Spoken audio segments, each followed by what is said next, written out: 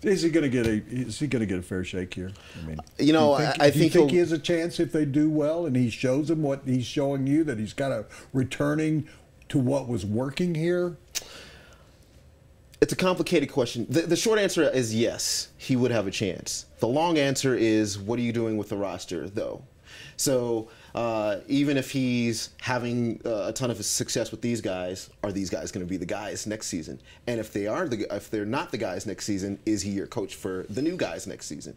And so you know, there's other things, other forces at work.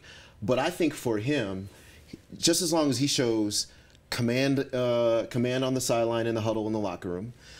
He shows the ability to get through to players, to motivate players.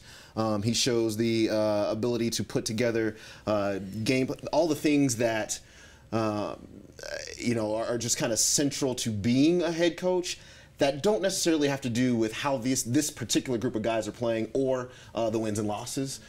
That's going to be that's going to be his biggest victory, because he needs to show that he just has the umph to be the guy. Well, and you pointed to it a couple of years ago. He was named the best assistant coach. Right. I would guess, if I had to guess, he doesn't interview well. And that's true of a lot of people. Brian Shaw probably didn't interview well for a long time. Yeah. There was an assistant coach up at CU that deserved to be a head coach years ago. He was an African-American, and he would go interview for every job. And he finally was given a job because he learned from the interviewing process. And that's why I like the Rooney Rule, is none of us interview well our first time. Mm-hmm. You know, we go in and go, I don't know. And so you learn by the process.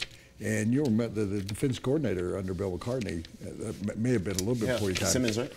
Yeah, he ended up getting a job at Oklahoma State because he learned the interviewing process. Mm-hmm. And so I think Melvin probably by this, if he's not retained, teams are going to look at him when they make a move and say, well, he did a good job in Denver.